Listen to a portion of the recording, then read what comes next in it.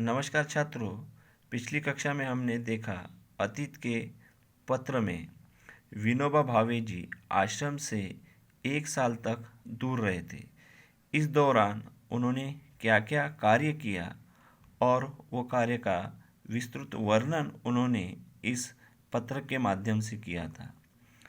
उन्हें भागवत गीता अध्ययन का बहुत शौक था, लेकिन उनके जो पिताजी थे उन्होंने मना कर दिया था और फ्रेंच भाषा सीखने की आज्ञा दी थी।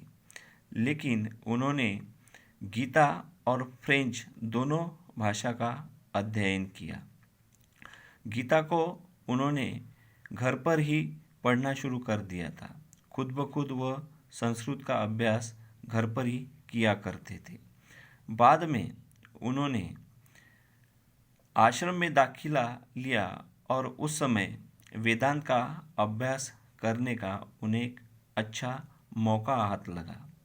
वाई में जब वो गए, वाई में नारायण शास्त्री मराठे नामक एक आजन्म ब्रह्मचारी विद्वान विद्यार्थियों को वेदांत तथा दूसरे शास्त्र सिखाने का काम करते थे।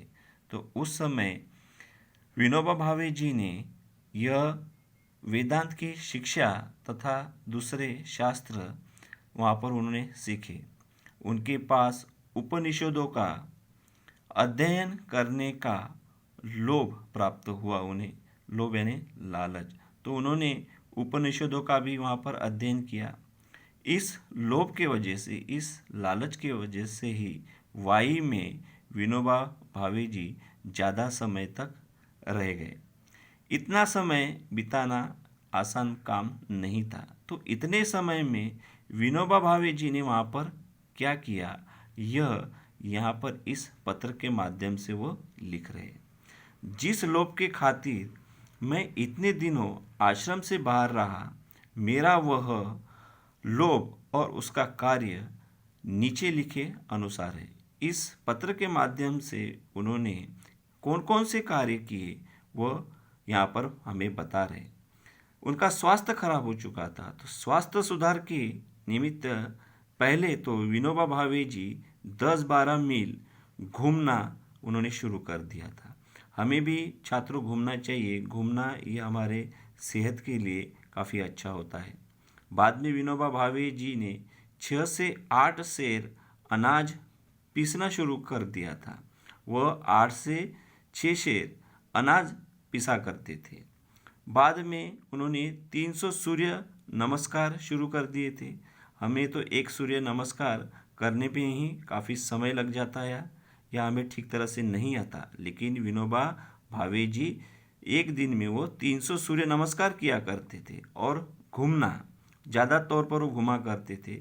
हमें भी छात्रों सुबह घूमना चाहिए, क्योंकि घूमना ये हमारे सेहत के लिए काफ़ी फायदेमंद साबित होता है।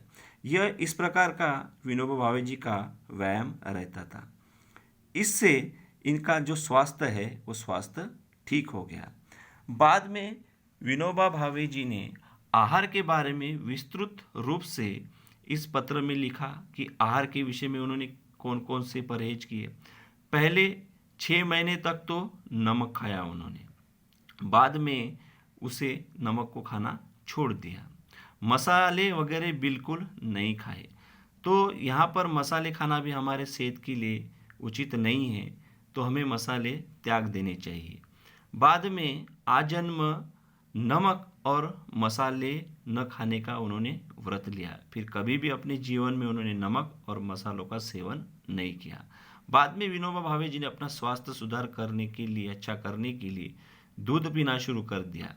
बहुत प्रयोग करने के बाद यह सिद्ध हुआ कि दूध बिना बराबर चल नहीं सकता। तो इसे भी फिर उन्होंने छोड़ने की कोशिश की। उन्होंने कहा कि इसे भी छोड़ा जा सकता है, तो छोड़ देने की उनकी इच्छा है। बाद में 1 महीना तो उन्होंने केलों का सेवन किया, साथ में दूध भी पिया और नींबू पर 1 महीना बिताया।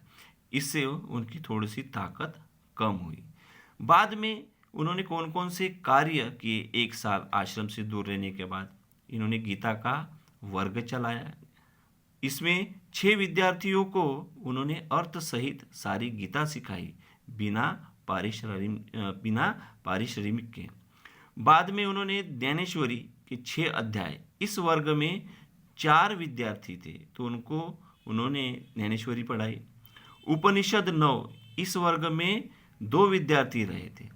बाद में उन्होंने हिंदी का प्रचार, मैं स्वयं अच्छी हिंदी नहीं जानता, फिर भी विद्यार्थियों को हिंदी के समाचार पत्र पढ़ाने का क्रम वो रखते थे।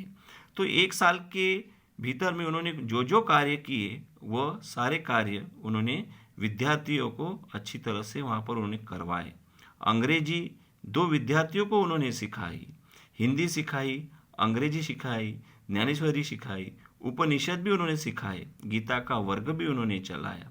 यात्रा लगभग 400 मील पैदल राजगढ़, सिंहगढ़, तोरणगढ़ और आदि इतिहास के प्रसिद्ध किले भी उन्होंने 1 साल के भीतर में देखे।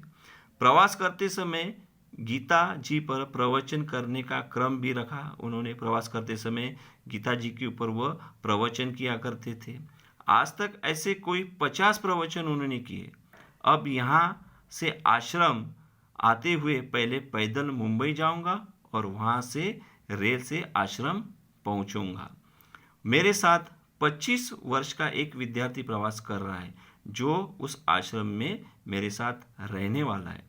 मुझसे वो गीता सीखने का उसका विचार है। मैं अधिक से अधिक चैत्र शुक्ल 1 को आश्रम में पहुंचूंगा।